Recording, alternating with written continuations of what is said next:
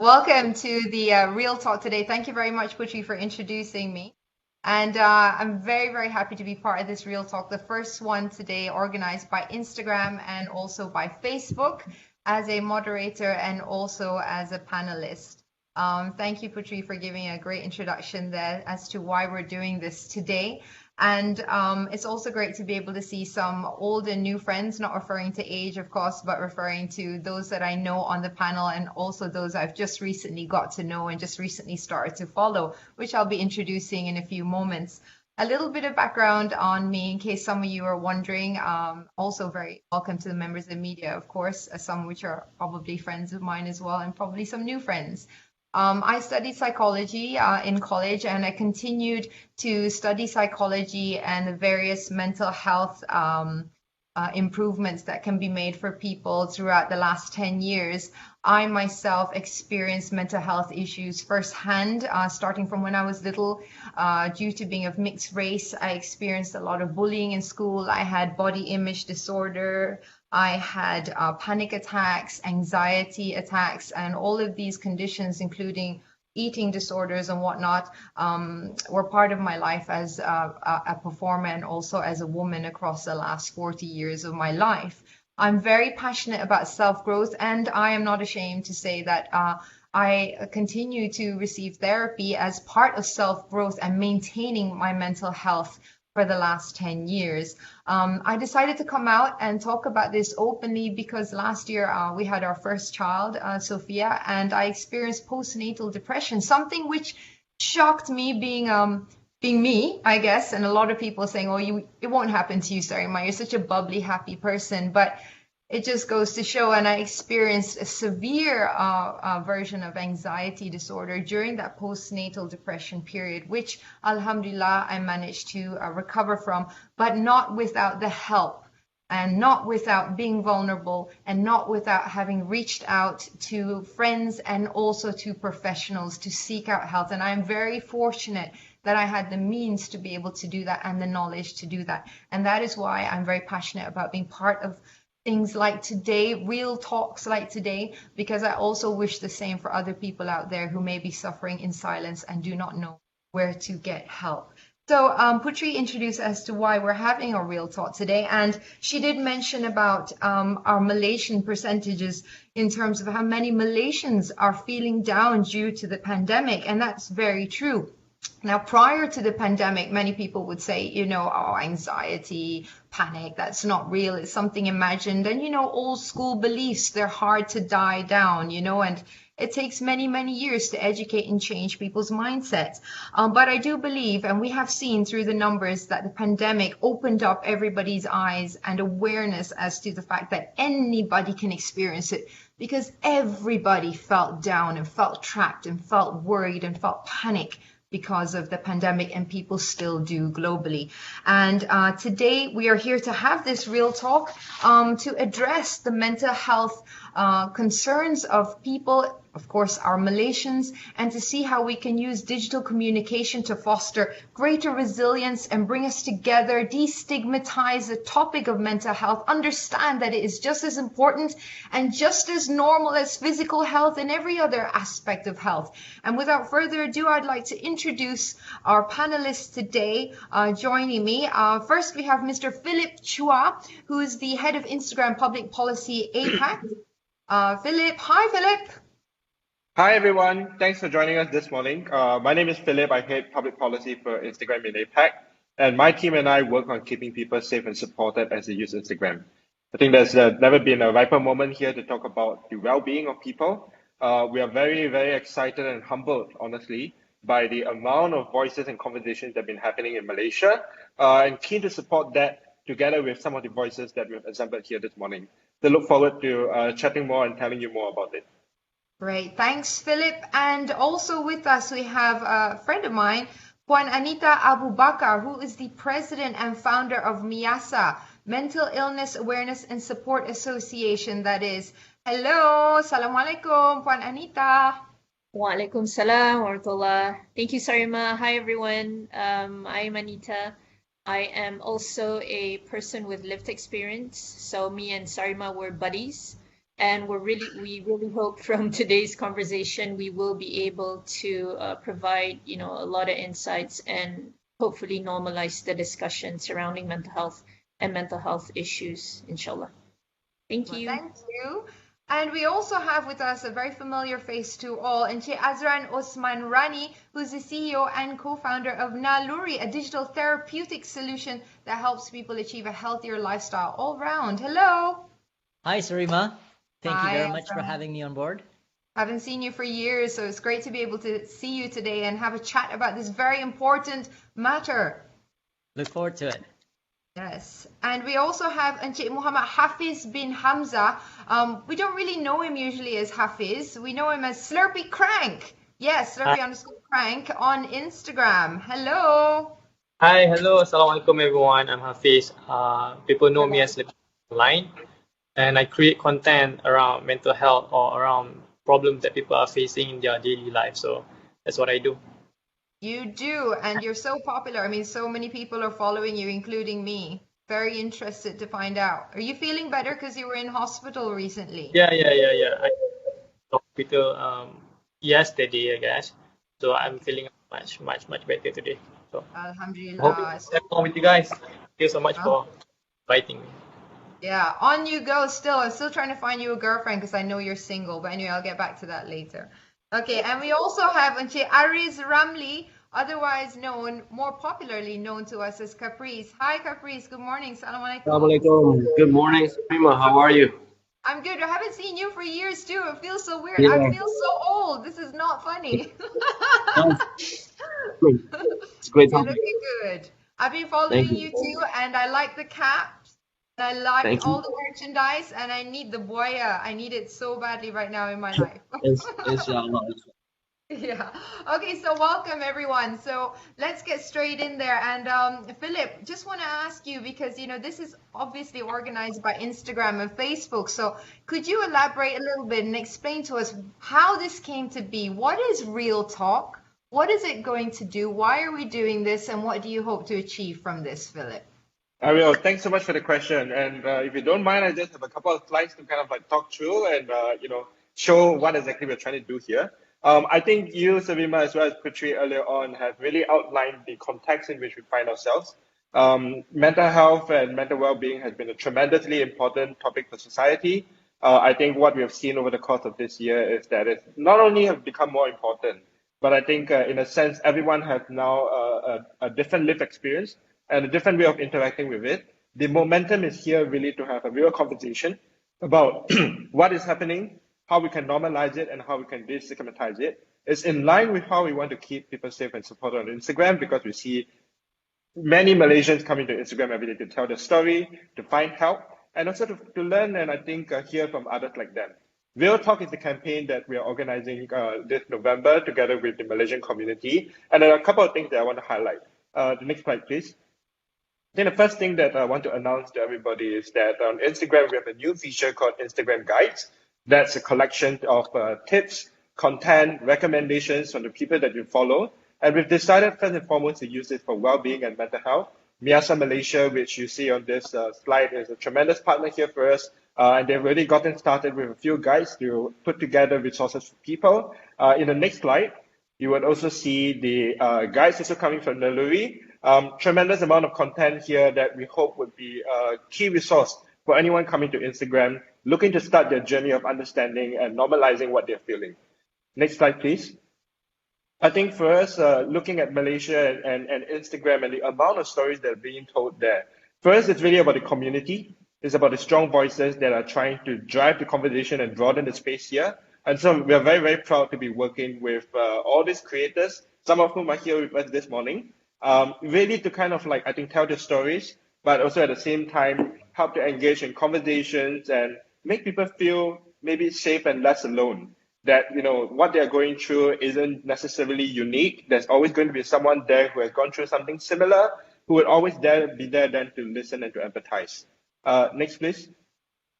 I think undergirding this first at Instagram really is what we can do to invest more in this area to keep people safe and supported. Putri mentioned a few features that we are launching here to support well-being. I'd love to highlight some of them. I think one of the first areas that I want to highlight is really about good conversation online. We've realized that any comment or conversation really starts at the beginning, how you kick it off, and having positive comments right at the front often allows for a better interaction and better experience all around. We have now introduced the feature for people to pin comments straight to the top, and basically allow you to decide the tone and the starting context with which you want to engage with your community as you share your story. Next, please. Over and above that, I think from a technology perspective, we have always been working on comment filters to allow people to filter out things that might be objectionable or might make them feel uncomfortable. We've decided to go a bit further here in the same vein of normalizing and educating people. And if anyone is going to be posting something that would make someone feel uncomfortable or could possibly be breaking the rules, we are going to be upfront and let the user know that this looks wrong, this isn't right. Would you like to undo your decision? And explain a bit more, putting education right up front so that we can allow for a better online experience. And last slide. Last of all, I think for us, looking at people coming to Instagram, it's not just about finding your community. It's not just about telling your stories. It's about making sure that the time that you spend online and the time that you spend on Instagram is time well spent. And sometimes it's about owning your feed, unfollowing things that don't give you joy, or just blocking or muting things that might disrupt how you're trying to find community and how you're trying to tell your story. Based on our conversations with young people across the world and in Malaysia, we have introduced a new feature called Restrict, and that's really for instances where maybe blocking is too strong because you're going to be engaging with this person in real life. You want to keep someone on the radar, but not have that notifications, nor have messages or comments from there interact with your broader community. Restrict is an in-between option here that gives people more flexibility to control the experience. So hopefully together as a suite, not just the guides and the resources, not just the community voices, but also the product, we have a very good start here at making a go at it. Thank you, Sarima. Okay, that's so cool, Philip. I just a few more questions about Real Talk. So this is a global initiative by Instagram? What we have been doing globally has been to really focus on safety and well-being. Okay. And I think the way we have been working with mental health, we've been trying to tailor it in each region. In Asia, we have been really going with the Real Talk model because of two things. One, we realized that generally there still is a very strong stigma against talking about mental health, sharing your own life story and sharing your own lived experience. And we know that teens want to hear from others like them. And that's why we want to have a real conversation, a real talk. But the second other factor here really is that in Malaysia, we are seeing so many strong voices. Creators like Slurpee and Capri also really pushing that out together with experts like Miasa and Naluri. We want to lift up that conversation and amplify that because we know young people want to hear from others like them. They want to hear from people who have gone through things like them. Yeah, of course. I mean, I'm really happy about this. This is fantastic news. And this is as of today, are the guides available on Naluri and on Miasa now? I mean, is it today? The guides are available. Content from the various creators and partners are starting to come up. And so everyone should start tuning into Instagram today. Brilliant. I'm really happy you've got that restrict button, I must say, because you don't want to block people, as you mentioned, you're going to have to meet them in real person, so you feel a bit malu sometimes when you block them direct again. Okay, so we'll get more into that later, Phil. I just like to say hi again to Pananita, because the next question is for you, because being the founder and also the president of Miasa, you've been so active for the last few years. When I met you initially, you were just starting off, and you've done so many talks, you've raised so much awareness, you've been out there working so hard to destigmatize, and you're trying to change the policies, you're trying to, from what I know, you've achieved so much for us and you're still doing that. But can I ask you, you've come so far, but still there's so much more to do from what you've shared with me. So can I ask you, what are the challenges that you're facing currently, both professionally as from Miasa's perspective, and also as a person who's recovering, in terms of raising awareness and breaking the stigma about mental health here in Malaysia, Anita? All right. Thank you very much, Sarima. I think you just said it. Stigma continues being the biggest barrier to mental health, and initially when we started out, really, Sarima, it wasn't that easy. There was a lot of resistance. In Malaysia, especially, people don't regard, people with mental health condition or a mental health peer being as equals in that sense, right? Especially when, we're in discussions among mental health professionals. And then in the larger society, people perceive people with mental health condition being so many things, dangerous, violent, weak-willed, for example, don't pray enough. And because of that, it became very challenging for us to do the work. But alhamdulillah, after pushing it really hard and proving ourselves, it has been easier today. But of course, not with blood, sweat, and tears. Yes. Yeah, and really, there's so much of a stigma here in Malaysia, and globally, there's public stigma. There's the personal stigma. People don't necessarily have interacted with a person with mental health condition, but they believe the public stigma and take it in as their own. And I think more dangerously is when a person going through that condition internalizes it, and it becomes, it could be a clinical risk, because then, you become trapped and you become ashamed and afraid. There's a lot of fear, you don't reach out for the help. And unfortunately, this is when people struggle alone, they suffer in silence. And unfortunately, sometimes this is when, you end your lives. And this is also another stigma where we don't want to talk about, suicide. And also, there's also the cultural context. When we talk about mental health condition, we, be the Malay culture, Chinese, Indian, we say, it's sihir, it's saka, it's magic, it's disturbance. Yeah, right. So that's one of the things. And I think the other big thing that we face a lot in Miasa with, the thousands of stories and people that have reached out to us is, of course, the policy. The current policy is actually a big barrier to it, because it induces discrimination. I can give you a very good example. If you disclose that you have a mental health condition, you face a lot of discrimination in the workplace. People don't want to hire you, or in terms of education, you're denied scholarships to go overseas, or you can't own a house, or it's a straightforward discrimination where you can't own a medical a health policy via insurance. So there's so many barriers when we talk about when you disclose that mental health condition. And of course, another big gap is yeah, exactly. And then the other thing is also, a big gap in mental health literacy and education. And I can tell you, last year when we did the mental health, international recovery conference, although we briefed the international speakers about the gap that is very, huge in Malaysia, they didn't believe it until they came here. And they were telling me things like, Puan Anita, I can't believe people are still talking about, mental illness, talking about things that we have progressed so far ahead, putting, labels and, especially people thinking that people with mental health condition can't recover in that sense. So that gap, Sarima, is still very huge. And this is why when, for example, Hafiz, when we talk about the youth, this is why people don't reach out for the help. They tell their parents are in denial, or parents want to provide that help, but then, the teens or youth are in denial. So, at the end of the day, knowledge is what changes everything. And this is what, Miasa, as much as possible, we try to do that. We do 100+ talks and programs every single year, Sarima.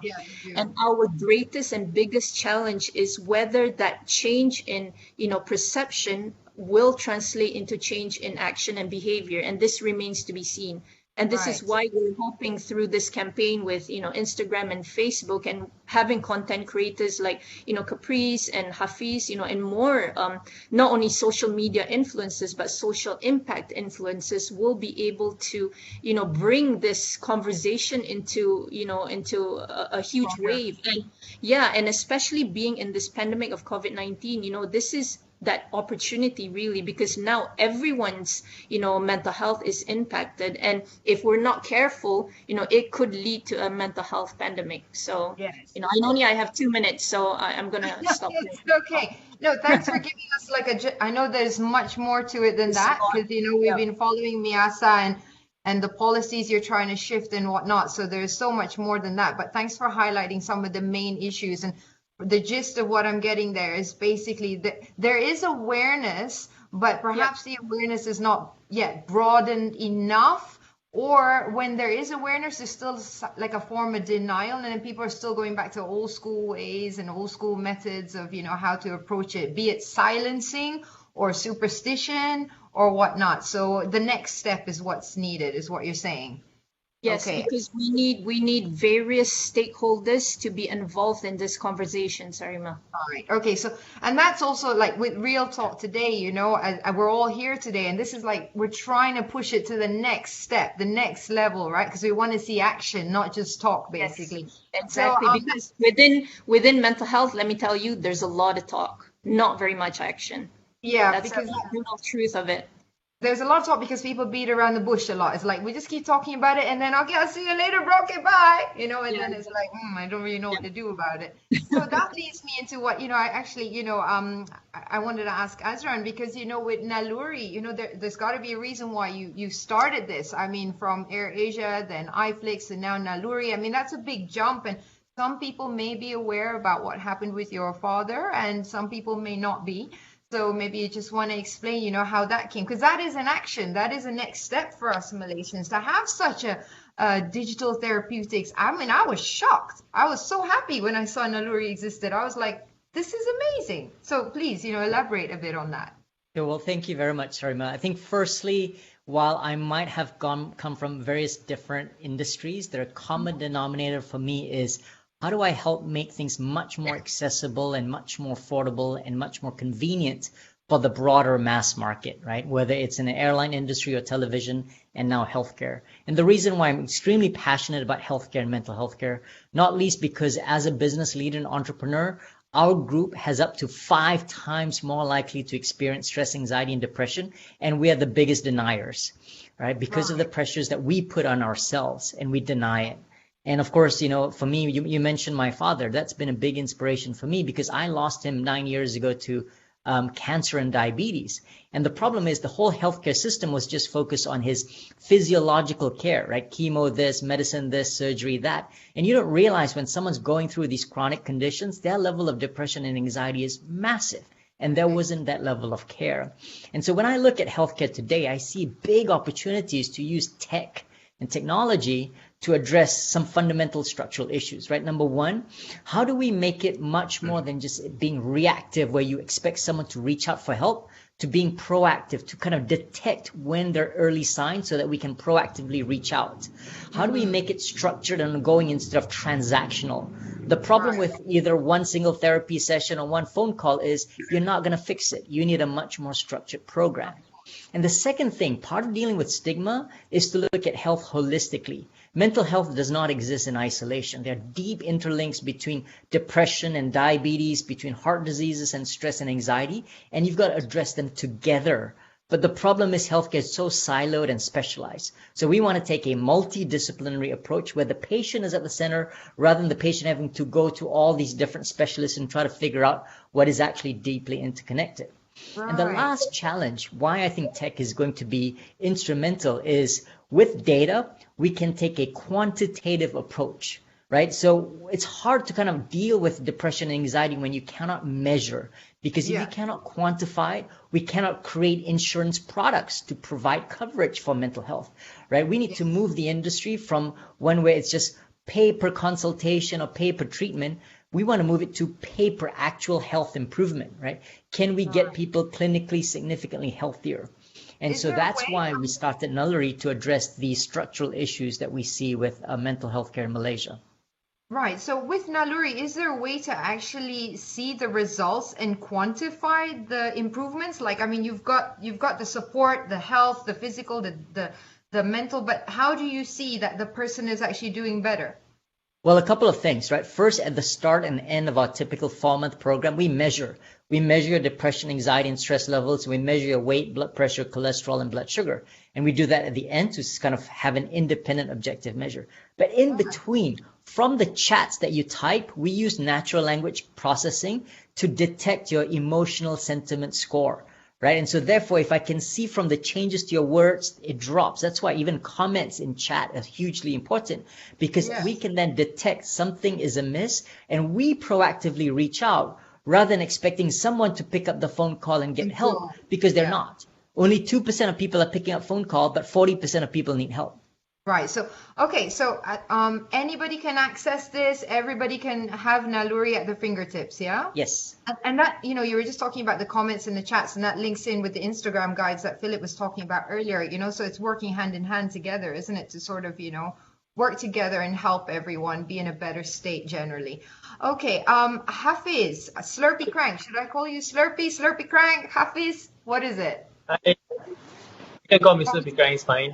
Okay, Slurpy Crank, you're very well known. Everybody's following you. Your videos are short, they're smart, and they're straight to the point. And you know why I like them is because you're straight to it. You're really honest. You know, you talk about things really like a layman does. And I just want to know what got you started. Kenapa mula buat benda ni? Kenapa, apa, you know, the factor yang like, you know, made you want to do this? Be honest. Sebab ramai orang malu nak discuss benda macam ni kan. So, you know, what gave you the courage to come out and share your life experience? I think personally, the reason why I started doing social media is because I want to share more about positivity and more about what I feel and stuff. And somehow people can relate to it. So in along the process, I kind of found out that to heal, actually, you need to have your own tribe, right? You need to have your own people. You need to have people that you feel like they understand what you feel and they know the pain that you go through and all that. So I feel like if I were to be able to share about my story and share about what I go through as a person, maybe just maybe I can help someone out there. It doesn't mean that I'm going to help a lot of people. At first, I just want to start to help at least one person. You know what I'm saying?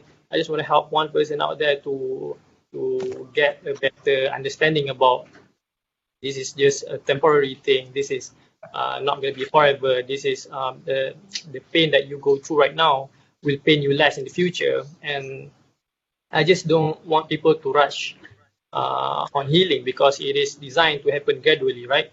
So that's why I start all of these things. So, you know, what are like the feedback that you've received? Because you have so many followers, you know, I can't imagine your DM mesti penuh gila every single day. Is it? You know? Yeah, I mean, penuh. like Penuh dengan orang cerita masalah lah, mesti problem, and then they share about their stuff, and most likely they ask me question lah. Most of the time I don't know the answer to the question, but I tak still boleh try to refer help to them. Miasa. Kalau tak tahu nak jawab, refer to Miasa, kan? But you are supporting a lot of people, and I can read in your comments, a lot of people, you know, look up to you and they depend on you. Tak takut ke macam one day kalau tak buat video nanti siapa nak support diorang? Because they all look to you, you know. No. I don't feel it that way because I feel like if you buka Instagram or any social media right now, and if you type positivity, there's a lot of content creators out there that makes positive content, right? These days, there's a lot of people who make positive content, but for me, I know that there's a lot of people who make positive content. They share positive values and all that, but there's very few people who tell a story about themselves. There's very few people who keep it real, who they so what I do online, I tell people about my story. I want them to feel like because I do believe that real attracts real, right?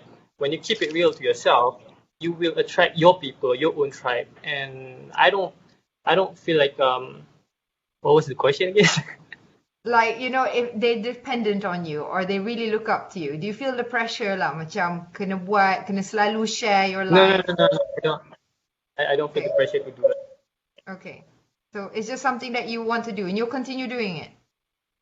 Yeah, I'll continue doing what I do because I feel like this thing that I do right now, sharing content on social media, it's I'm not actually monetizing on what I do right now because I don't know why I don't do that, but I really love doing what I do right now because it gives me some sort of value in my life. It feels like I feel like I'm doing some good stuff in my life. You know what I'm saying? Like I feel like I'm a big I'm in part of something big. Like this is some sort of changes yang kita buat dalam kehidupan kita, I feel like I'm a part of something bigger than myself lah.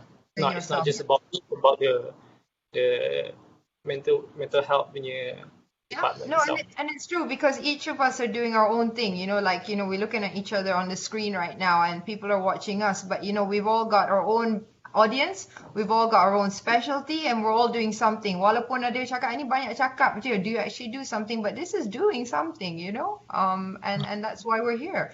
So, Caprice, just want to know, you're so influential. Everybody knows you as a musician, as an artist, as an entrepreneur. I mean, I want to know personally, because I follow you and I see some of the things you talk about, and you're very open as well, like Slurpee, but in a different context. You really get straight into it. You're what's in the news today. You are straight in there and you talk about everything that's going on. So, what are some of the challenges? Firstly, I want to know what made you want to do this? What made you want to Sure. talk openly? And then what are the challenges that you see personally as an artist and a human being with the Right. mental health in Malaysia? Right. So I've never been sort of afraid to share what I'm going through. It's always been a part of my character where I'm forever langa. I'll speak my mind all the time, even though it got me in trouble sometimes. But Yeah. that has always been my behavior since I was young. My Right. my journey with anxiety started when I was 16. Not many people notice, but my parents were diplomats. I grew up in a diplomatic family. I grew up abroad, so I was raised from 5 years old to 15. I grew up in Jordan, Algeria, Paris. Came back to Malaysia, studied at ISKL. But back then, we didn't have Facebook, we didn't have Friendster, there was no MySpace. So a goodbye in Paris to my friends was a goodbye forever, right? You're only what 8 years old. Once it's goodbye, it's goodbye. Then you move to Jordan, and then you hang out with new friends. Because my dad get posted every 2 years, we move. It's a different Yeah. embassy, right? My dad is a diplomat, so every 2 years we move country, and there was no social media back then. But back then we didn't know it was affecting our mindset. We just assumed this is part of life. So Yeah. by the time I was 16, 17, I was just hanging out with my friends. I had a really severe panic attack. And I didn't know what was wrong with me. I was like, man, my life is great. I'm performing at the clubs. Man, I know my music is doing well. Yeah. I actually ran away from home to pursue music, but I'll get into that maybe one day. But I've always had this thing where I'm trying to prove a point to people that doubted me. Does that make sense? Yes. You have a middle child syndrome problem because I'm the middle child, and then you Yeah. have this thing called they call it third cultural kid, where you All right. don't seem to fit in anywhere you go because you grew Yeah. up in Jordan, Understand. Paris, Venezuela, Malaysia. You don't fit in anywhere, and because of that, I can't fit in. All I gotta do is stand out. So everything I did was very rebellious. Whether it's music, I was rebellious. And why did I embrace hip hop music? Because rap music for me was the most rebellious form of music where you Oh can yeah. express yourself and live in a world where you feel comfortable. Mm-hmm. And indirectly, I was sort of trying to cure my anxiety without knowing it was actually curing my anxiety, where I can escape from normal life Mm-hmm. and do music, and then feel like I feel good. And then Yes. when I did my Islamic apps, why did I do Mangaji.com? Because people doubted me. Oh, he raps. He probably doesn't pray. I'm like, hold Yeah. on, let me just give you an app that teaches you how to read. Yeah, You you know what I had mean? to. Yeah. We had 400,000 downloads, and that sort of has been my journey where I realized everything I was doing was trying to appease the anxiety that was just sort of coming in and Building. out of me. And Mm. and by that time where I realized, you know what, people are starting to pick up that often whenever I share about anxiety, a lot of people started sharing me of their problems and whatnot. And that's when I started my whole whoever been following me for 5 years ago, I started my jihad in education, and that was Yes. all about trying to convince the people in school and colleges. We even did a talk for Bursa Malaysia for the corporate world, but it was Yes. all about I'm trying to convince Malaysia for every dollar we invest in infra, we must spend equally for the mindset change, for upgrading our mindset. I Yeah. believe our brain is just like a car engine. If we can send our car for service, we should Why send can't we? our brain for service as well. It's just Yeah. that because we live a very in a very taboo Traditional. society, it's so hard to talk about mental problems to the public because people might think you're crazy. And I've been on both routes. At one point in my life, it was like, oh, you need kung fu kena santau ni. So I was like, I went to Darushifa, I did a whole round, you know what I mean, for 1 year. And then I went to the hospital. seen both worlds. So when people ask me, "Are you sure it's not see here?" I'm like, 100%. Yes. It's not see here. You know what I mean? So Yeah. I've seen the spiritual world. I've seen psychiatrists. Till today, I see a psychiatrist. So, Yeah. I just felt like I had to share my journey, and I do share my journey on social media. And the reason why I did the videos a lot on my Instagram is to let people know there's always a different way to look at something. It's not always black and white. There's always a Oh, yeah. different way to look at it. That's the reason why we do what we do. Well, You know, thank you because, sorry, Anita?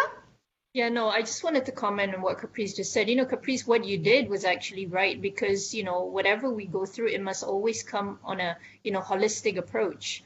So even I did, I went to Darul Shifa as well many times, and I discovered that I had both. I had disturbances as well because when your mental health state is weak, it's easier Mm. for other things to come in. So I, would really recommend and suggest for a holistic approach. And plus, ruqya and reading the Quran, all that is healing, right? So I Yes. think that's a holistic approach really is the solution to it.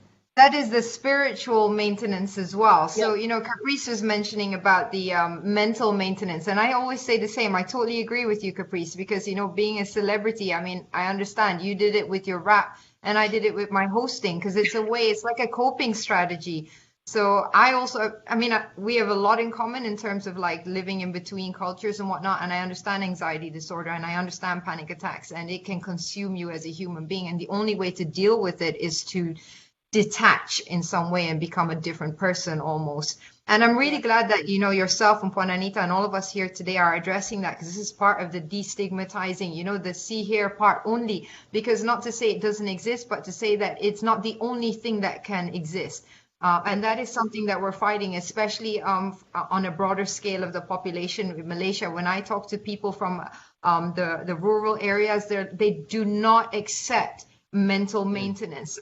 There is a resistance to it, like macam, tak adalah, okay je. I mean, he went to school, he went to university, macam apa masalah, duit ada, semua ada, so what's your problem, But they don't understand past traumas and whatnot, and how trauma can affect the mind, can affect the chemistry of the body, and that is why we need the help from professionals, and that is why we need to seek out mental health therapists. And depend holistically on, and like you've got Naluri, which helps you with the health perspective as a whole. That is quite a holistic way of looking at it. I know Pananita Miasa also has a spiritual aspect to a lot of the assistance, and yeah, Caprice, you do address it with your you talk about it from a spiritual perspective, and this is all part of the journey. And Hafiz, you also, I know Slurpy Crank, you do mention the spiritual as well as part of a lot of your talks. So just want to bring it back to Philip. Philip, you've been listening to all of us share, and everyone comes back to communication. And the world is moving fast, technology is evolving, and everyone's getting connected and connected. But a lot of people are feeling disconnected, Phil. People are feeling disconnected within themselves, and a lot of those words that come out on Instagram and that hating and those languages that people use is from a lot of disconnect to themselves, people feeling lonely, people feeling like they ain't got no one to talk to, so they're lashing out on others. And I'm really glad that Instagram has got a means to help with that, so that we don't receive that form of abuse or communication. But what is it exactly that we can do? Because online's taking over, digital's taking over. How do we protect each other, our spouses, our children, each other, from what's happening online in terms of, cyberbullying, harassment, scams? I get a lot of negative stuff sent to me too. Sometimes I open up something and there's a photo of somebody naked there, and I'm like, whoa, I didn't need to see that today, And so, I mean, Philip, what can we do to keep it safer online? What can Instagram and Facebook do? I think when I was listening to all the stories that were being shared, Caprice said something about the third culture kid, Mm, and in a sense now you think about young people coming up, and the amount of time they spend on Instagram, it's not even third culture, it's fourth, fifth, sixth culture because everything that you're interested in, every little facet of your personality, you can find your community online, you can find that group of people that place to that true. interest on Instagram. I think that's tremendous, that's powerful. And Yeah. that also actually applies just to well-being and positivity, to just write off what Slippy Quang was saying. hashtag positivity is sure you're going to find plenty of things. In this Yes. case, now in Malaysia, from today, hashtag real talk, you're going to find a lot of real stories. And I think there's always that conversation that's happening where people want to just kind of like, not necessarily say, help me to solve this or help me to become immediately 100% better, Right. but help, hearing, empathizing, the fact that somebody has been through that, actually, that's a huge step already to know that you aren't alone. Yep. And I think that's really the spirit in which we are trying to interpret real talk. For us at Instagram, earlier this morning, in this session, I was talking through some of the features there. I think for us, it really boils down to this. We see a responsibility for Instagram to do better and to protect people. At the Yep. same time, we also see the opportunity here to help people to better control their experience. Because, Right. it's not just about online taking over offline. Actually, today, online is integrated with offline. True. It's starting to be very seamless. In the same way, you will choose to decide what you want, who you want to talk to in real life, and how you want to live, and how you want to take up new experiences. We want to make sure we empower you to make those decisions also for the way you spend time on Instagram. Right. Okay. So you're talking about empowerment, and that's good because I did, as you were saying it, it did dawn on me. That's why you've come up with these guides, that we have the power to control what we expose ourselves to online. That is very true. And thanks for bringing that up, because a lot of people do complain and feel perhaps helpless and hopeless, like, oh, I can't control what I'm exposed to, but we do have that power. You're right, Philip. So thanks for reinstating that. Anita, what information, Juan Anita, do people need to know some of the main points, for people who are watching regarding their mental health? I mean, some people might go for help a bit too late. Some people may not know where to go for help. What do you think what are the most vital pieces of information that you can offer, and where can they seek help? Okay, thank you very much, Sarima. Actually, there's a lot of places where people can get help or get information of help, and I think the best platform right now is the Ministry of Health website. They're also on social media now, and they've shared a lot of information, helplines, introduced other resources, for example, mental health NGOs on the ground, or hospitals, clinics, GPs, those kind of things. And I think that is very helpful. But first and foremost, really, Sarima, we need to access the information first and knowledge. That means understanding, what are the signs and symptoms. And mental health promotion is something that in Malaysia we're quite weak at. Preventive measures we're quite weak at. We're really good in interventions, but not very good in prevention work. And this is what is really lacking. So I see a lot of platforms, and social media is really a great platform to educate. And, there's a lot of content. Really, there's an overflow of information, if you ask me. But There the is. only challenge here is, which ones are, accurate or authentic, are reliable resources. So these are things that we have to be mindful of, because I know a lot of people have been cheated in a sense where there's some psychologists that are not licensed, or people saying they Life can do one thing, coaches and whatnot. coaches, etc. So I think it's very important to first go to a reliable source, and then from Okay. there try to channel or get that help. So in terms of information, really there's a lot of things. So signs and symptoms first, knowledge, and of course when we're going through it, right, Sarima, Caprice, those of you that have gone through it, it is easier for other people to see that you need the help, right?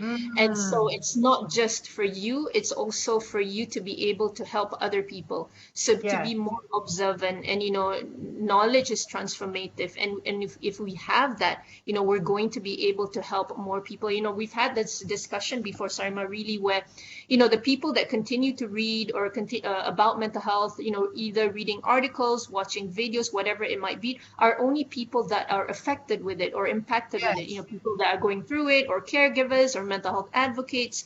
But what True. about the other people? What about the mass market?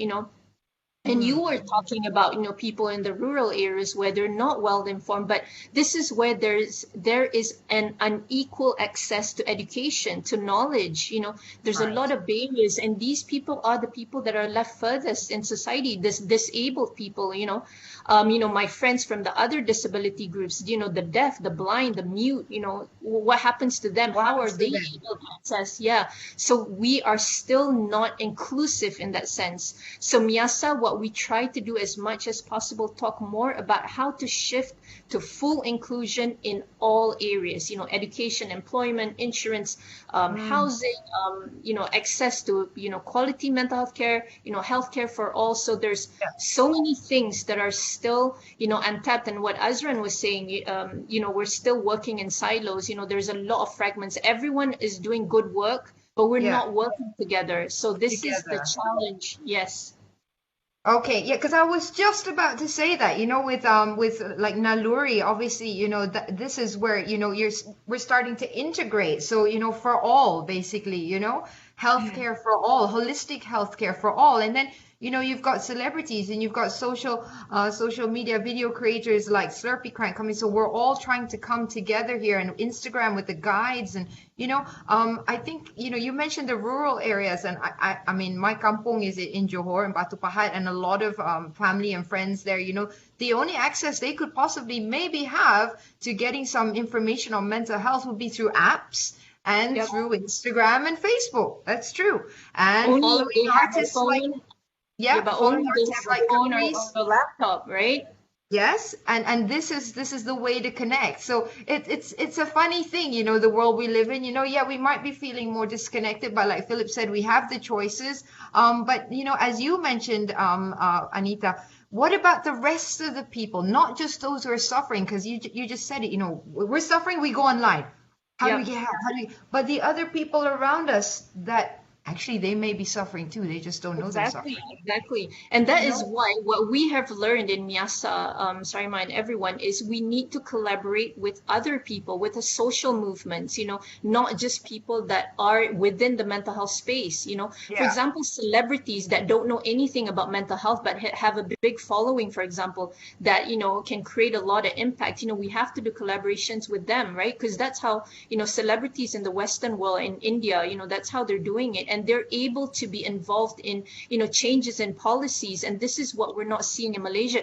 We don't have to talk about public figures. We don't even have it right now where we involve people with mental health condition in, the discussions or design, planning, delivery of mental health services, in discussions of policies, acts, laws, et cetera, et cetera. So there's still a lot of things that really needs to be done in order for that to happen. And in Miasa, what we're doing currently, Sarima, is for any of our services, it is free for the B40s. If you want to see a clinical psychiatrist, you want to do peer support counseling, spiritual therapy, art therapy, whatever it might be, that is our way to give back and help the people that are not able to access the help. Because everything should be, for people that can't afford it, how do they access help? So this is one of our ways, that we can provide to help people that can't pay for it, right? Okay. So that's what we're doing right now. Well, it's interesting. You said first point I want to make is I don't believe any celebrity is not affected by some sort of mental health issue, because in order to be a celebrity, the amount of pressure and things you endure, you probably have something going on, but you're probably in denial, or you could do with maintenance, just a bit of maintenance, like the rest of your body. I always say we go to the dentist, we go to the chiro, we go to the specialist, the skin specialist, but then the mind just gets left. Kasihan the mind, okay? That's going to be my new hashtag, kasihan your mind. If you could put something with that. Okay, Azran, with the pandemic, I can only imagine, how many more people signed up with Naluri. Did you notice an increase? Did you notice any differences in the last 6-7 months? Well, absolutely. So we've tripled our size in September versus March. And that's in conjunction with really, really very high levels of depression and anxiety, and specifically triggered by remote working. So I want to come back to Caprice's point about the engine. The single biggest challenge of remote working is these notifications and constantly shifting from one window to the other screen to the other screen. That's like driving a car, accelerate, brake, and turning, right? And that's what's going to happen to the engine. It's going to blow up. Yeah. And therefore, with Naluri, I mean, if for anyone out there, let's say, for example, someone watching this right now, and this is the first time they've heard about Naluri, how will you help their engine not blow up? Well, again, to Anita's point, nothing beats connecting with human professionals, right? Professional mental health care, even physical health care. So anyone can access it through the App Store or Google Play, and can connect with professionals. So do you believe that online is the way and perhaps the only way that we can help destigmatize mental health issues in Malaysia, Azra, with the way our cultures are, the old school beliefs and whatnot? What do you personally take from this? Have you ever experienced any mental health issues yourself? Oh, very significant. May 27, 2018. 2013 was another big episode. 2009 was another big episode. But that's not about me. I think I don't think digital is the end all and be all, but it's an important part to scale, right? Because, for us, we're not just even in Malaysia, as much as Malaysia has 1/100th the number of mental health care professionals as markets like Australia and Hong Kong. It is even more challenging in Indonesia and Vietnam and Myanmar, right? And so that's why we see digital as a way of, trying to provide, professional healthcare at a scale that has been unprecedented before. I mean, it's a global necessity, isn't it? And also because it's very prevalent, Sarima, Azran, and also because it's very prevalent in the youth and teens, and they, social media is where they go to for help. For us, it's a big evidence. A lot of teens, from 14 to 19, that's a big number. And at Miasa, they reach out to us via social media, and I think it plays a big role in today's world. Having it. Slurpy crank, I mean, you share everything, you share your life, you share your problems, you share your fears. What would you like to happen right now, next? I mean, moving forward online, are there some changes that you wish could happen? I mean, Instagram's introducing these new guides. Will that help you in any way? The guides, I think it'll help a little bit about what I want to do, which is I want to provide help for people. I want to provide them my story and whatever that I can help them with. So moving forward, I would still do what I do, and I really hope that whatever I'm trying to do right now will encourage some of them out there to talk about themselves as well, and doesn't see this, what we call this, telling your story as a weakness, right? It's not a weakness, it's your strength, because I believe I'm a big believer of what happens to you belongs to you, right? Okay. So this is your story will actually help someone to go through their struggle, because I think everyone have their own struggle, and I really hope that whatever Instagram or this mental health real talk thing will do is will encourage more people to talk about themselves and to feel like it's not weakness to tell your story to the people around you. Do you face any discrimination, Slurpy? Do you face any discrimination in the sense like, do people say that you're inventing it or you're attention seeking and whatnot? I'm just curious because, it is often a stigma and it is a taboo. So what do you face? Some people does not agree to what I do online, and they feel like this is not something that you should talk about and all that stuff. But it doesn't make sense to my head, because all I want to do is I want to try to help people. And as long as there's a person who DMs me and say thank you, you helped me, that really gives me the courage and the strength to keep on doing what I do, because all I want is to keep focusing on my own tribe. Like I say, if you really want to heal, you need to find your own tribe, right? You need to attract your own people. And I want to attract those who want to heal, those who are seeking for help, those who are seeking for answers, those who are not answers lah. I don't have the answers, but I have the ability to give support. I have the ability to give not motivation. I think it's just it's support, I think. And who supports you? Who supports me? Yeah, I mean, in the sense that you're there supporting everybody else. Yeah. But who gives you support? What is a source of support for you and strength in your life? Okay.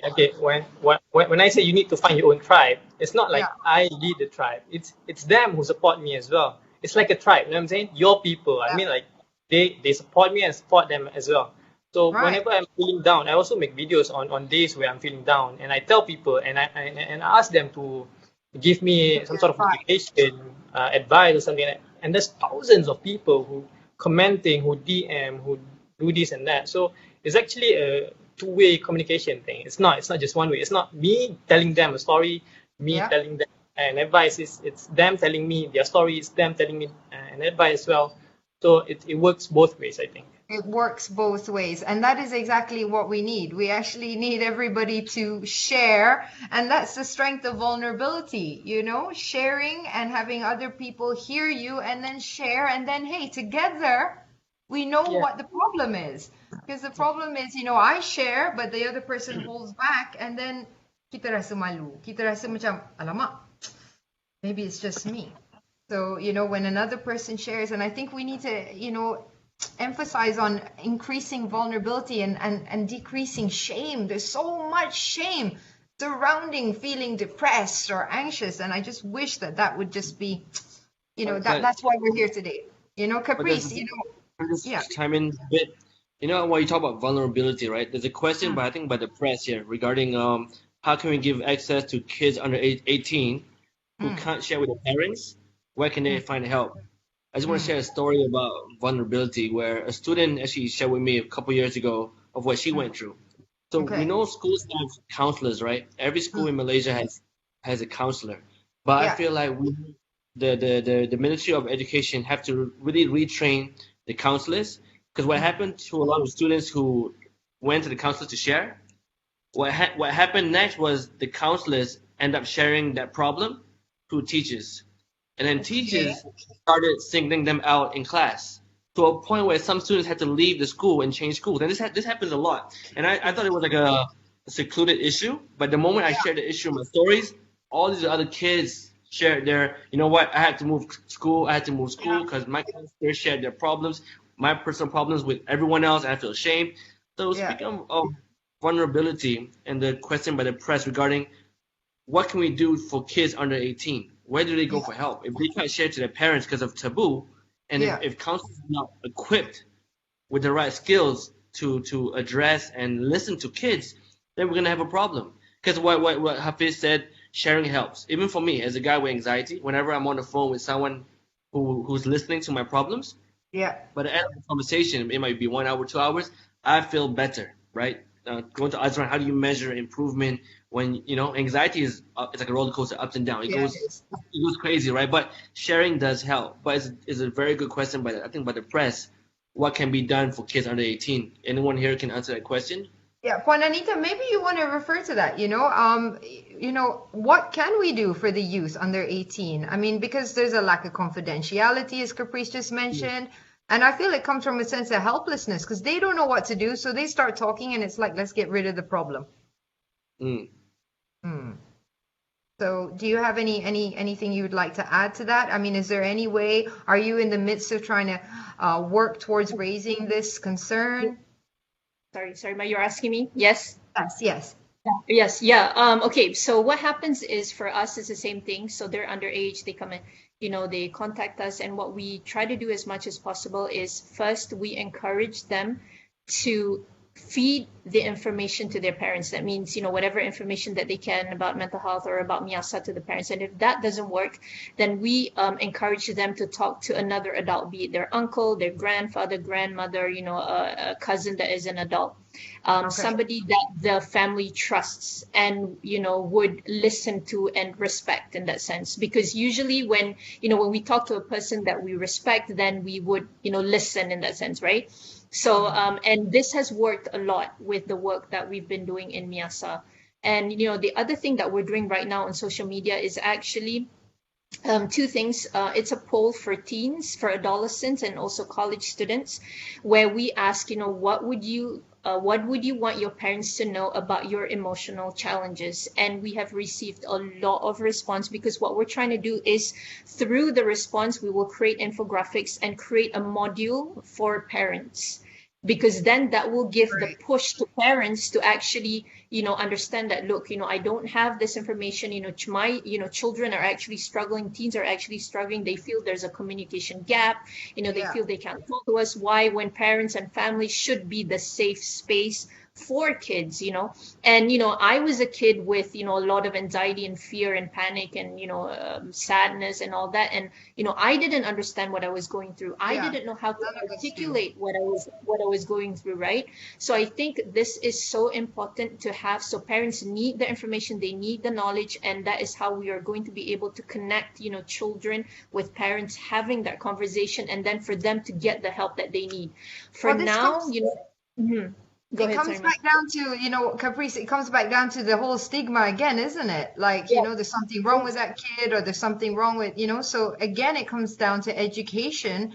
And, how do we get this to more parents? How do we get this message to others? And first and foremost, there's a breach of confidentiality going on there. And that I think is because of a lack of understanding. When you're desperate, you grasp and like, what do we do now? We get rid of the difficult child. Do you know what I mean? We and coming down to education, that's something I wanted to talk to, Philip actually, and maybe Azran or anyone else who has an opinion on this.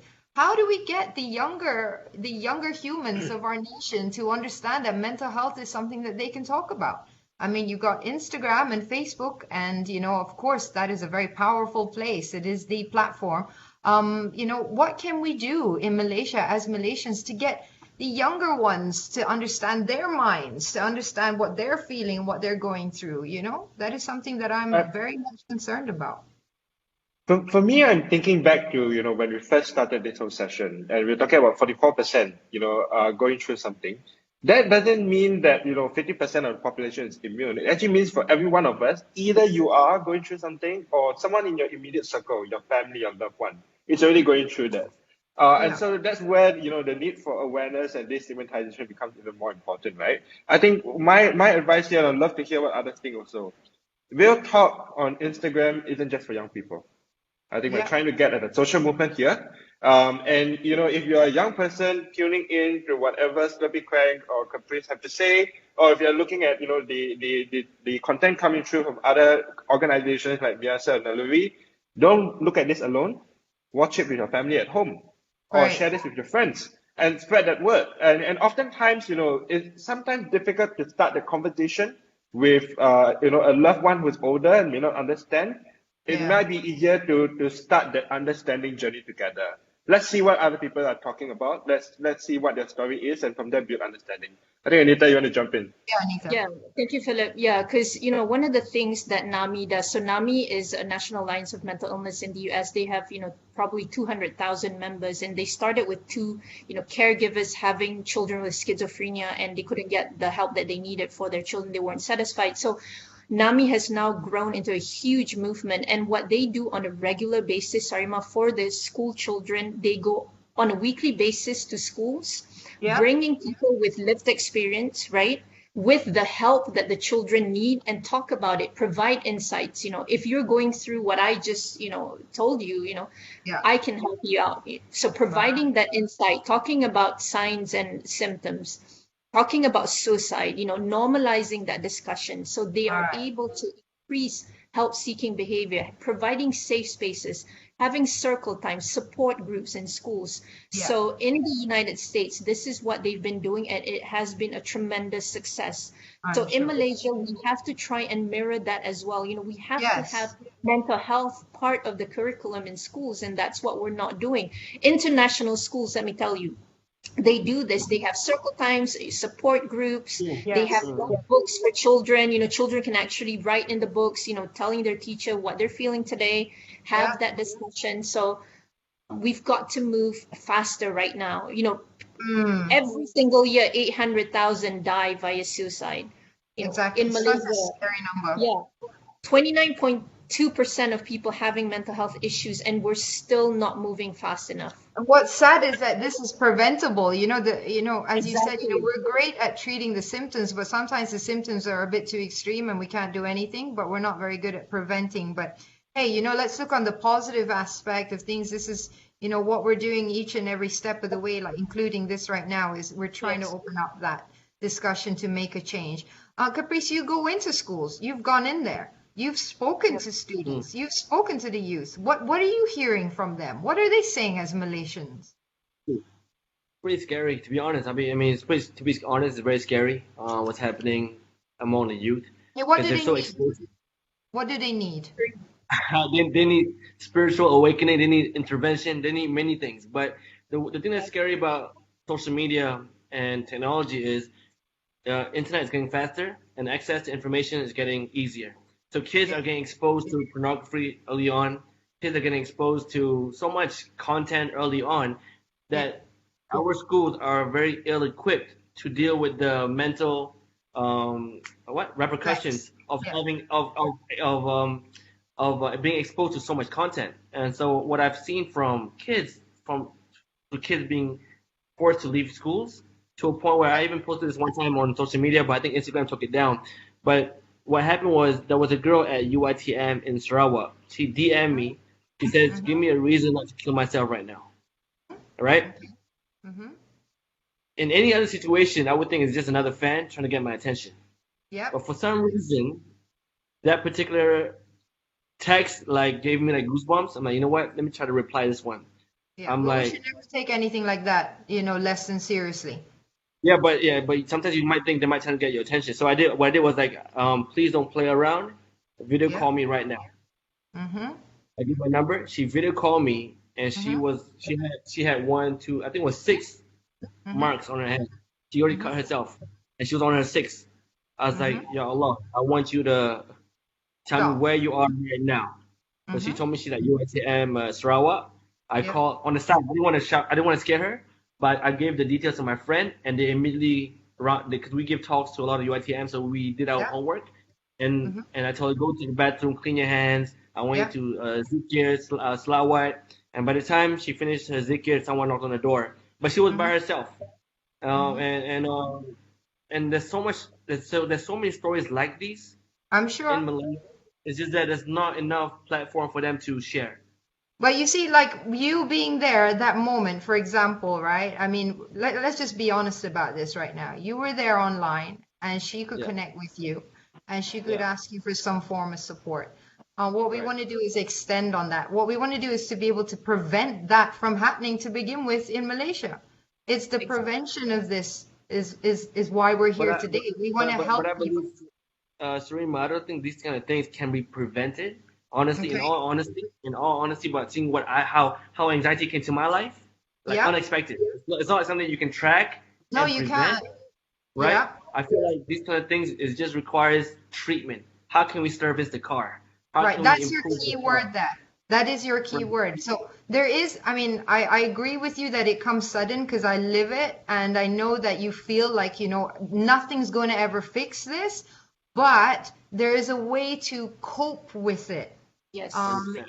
in a more controlled environment rather than people just going out there lashing out on people or self-harm, etc.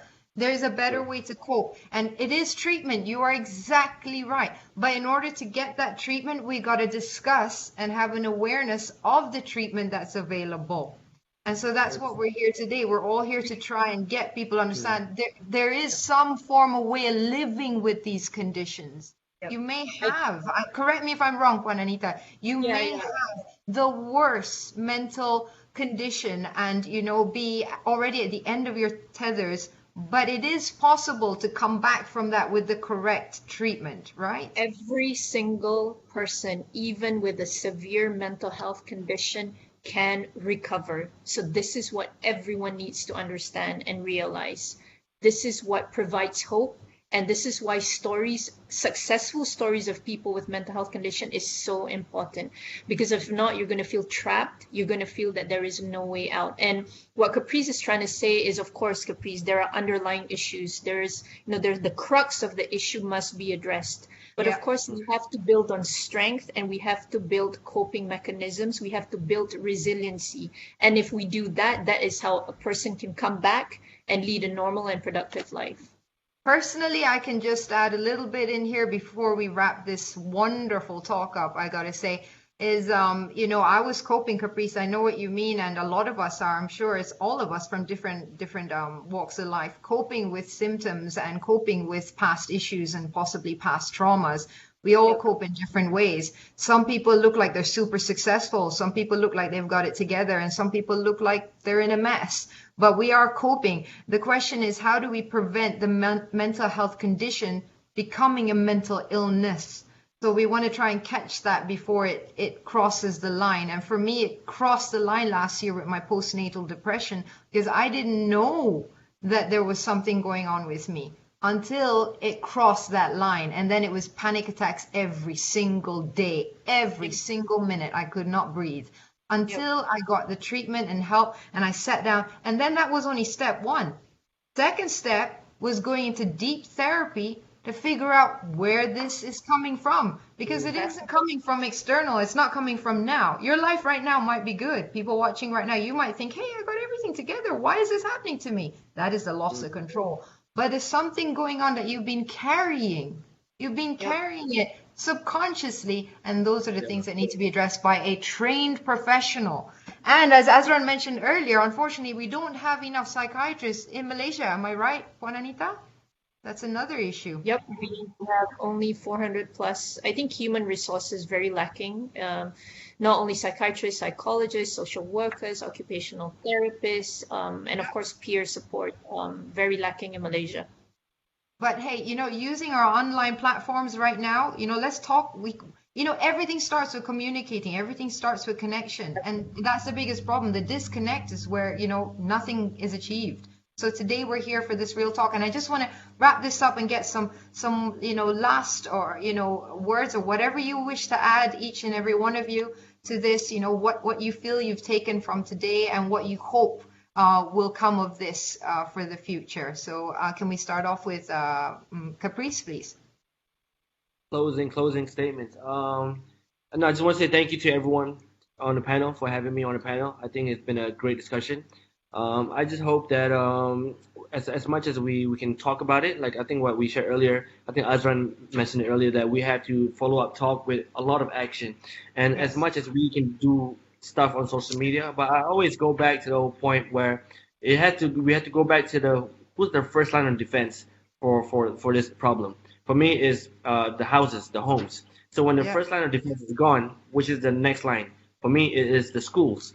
So then, and only then can we really build a barrier and build a wall to help people with anxiety, to build this defense for people with anxiety or depression or mental illness can go to these places, because there's not Miasa in every state, right? Miasa is there, exactly. they do a great job, but people places in Terengganu or Kelantan or Johor or Sabah or Sarawak, they might not have that access immediately, but it has to start at the grassroots, which is homes. But because it's taboo, then schools gotta step up their game and really address this problem, because and that's what my hope is, to see the Ministry of Education play a more proactive role in equipping counselors with the right skills to help these kids. Thank you for that. And I'll just add on to that and give my final closing word now before, I get everyone else to say something, because it just continues on from where Caprice mentioned about the Ministry of Education. And that's something that I wish we could see more content with more information, less films, less songs, less programs that stigmatize further mental health conditions, less, taboo, less portrayal of people with mental health conditions as being useless to society. I really want to see that, and I would love to see some policies change. Puan Anita, I know you're in the process of doing that, to to get out there and actually on the ground get out there and educate parents, because you're right, Caprice. If the parents are not there as a first line defense, what are we going to do? You know what I mean? So how do we get parents to understand there's no shame in this? Let's sit down together and let's solve this together. Puan Anita, anything you'd like to say to close this today? One of the things that I didn't talk about is one of my hopes, really, Sarima, for Malaysia as a whole, when we talk about the whole mental health system, is expanding community mental health services where it operates 24/7, open door. I wish we could close all psychiatric hospitals, the huge four, where previously we called them as mental institutions. Yeah. So more beds in the community, more social holdings for people with mental health condition. And a big thing, as Caprice mentioned, supported accommodation. And this is one of the things that we're doing currently in Seremban. It just came out in the papers. It's called Rumah Minda Ceria. It's a supported accommodation, assisted living shelter home for people with mental health condition, people on the streets in Seremban. Hopefully it will happen soon, inshallah. So this is my big hope for Malaysia. Oh, good luck with that, and we're here to support you in that journey, whatever is needed, the necessity, if we need to go down and get on the ground and do that with you, let's do it, keep in touch with all of us. Azran, what have you got to say? You've been listening there and I can see in your eyes, there's things that you want to add. So please, share with us. Well, look, Share your just thoughts. in closing, all of us have mental health. Mental health is not just an illness or weakness. You can actually be positively mentally healthy. And just like you can go to the gym to become, better cardiovascular strength and speed and flexibility and coordination, you can build mental fitness, right? It's resilience, it's optimism, it's focus, it's curiosity, and it's social connectedness. And we can do it together. Can I just ask you, Azran, can we do that with the existing taboos and with family systems that don't want to hear about it? Can we still do that? We can, right? Because humans, right, when you're under a lot of stress, what the body does is it sends oxytocin. Oxytocin is a social connection hormone. So whenever we bond together as a tribe, that is how humanity has survived droughts and threats and wars and famines, right? Yeah. It's about banding together, and that is the power of social. So your take on this is, it isn't all negative. There's the positive side of this, and we can be healthy. We are healthy for the most part. It's just that maybe we just need a little bit of extra help here and there. And, it's the connecting aspect, and that's what we're trying to talk about today. Hafiz Slurpy Crank, what about you? What do you want to say? What I want to say is life is not always black and white. Sometimes life comes in a confusing color, right? And those confusing colors sometimes might lead to anxiety and depression. And like what Anita said, when it comes to the talk about mental health, there's a lot of talking rather than doing, right? So people don't really go to find real help from real, what do you call that? Professionals, you mean? Yeah, real professionals. So Okay. I'm hoping that there's going to be a lot more exposure for those people who doesn't want to go to search for real professionals first. I hope there's going to be a lot of more exposure on the first aid kit, on how to help and what to do. You know what I'm saying? Like the first aid kit is very like before go to the hospital, you need to have those first aid kit, right? You need to know what to do and how to deal with it. And so I'm hoping that there's going to be more exposure on that particular thing, first aid kit, and what to do and how to help. We have been saying that, there's a lot of talk and no action, but I think talking is an action too. Prior to us talking about all this, there was a lot of silencing. So we are doing something in the essence of talking about it and trying our best here. Philip, what have you got to say here? I think, it's hard to add on to all the great thoughts from everyone so far. For us at Instagram, it really boils down to two things. I think we are about expression, letting people tell their story. We're also about community, letting people find the tribe, what Slurpy Crank was saying. And we are very excited about Real Talk. Hopefully it shines a spotlight. I think we want people to get familiar and comfortable talking about their experiences, finding others like them. And I think we have a great foundation here for social change. Yes, I do believe so. And thank you very much, Philip. And I'm so happy Instagram, Facebook do have this initiative. And Azran with Naluri, I totally agree. I'm a health fitness advocate to the max. It did help me so much through my depression, and it helps me continuously daily. I do not sit around and just accept the condition of my health on a day-to-day basis. I take choice in changing it. I get up, I eat differently, I work out, I do what I can to remain positive and heal. And Slurpee Crank, thank you very much to everyone for joining in this real talk. It's been lovely. I'm glad to have been part of this as well. And wishing everybody much health, positivity, and realness.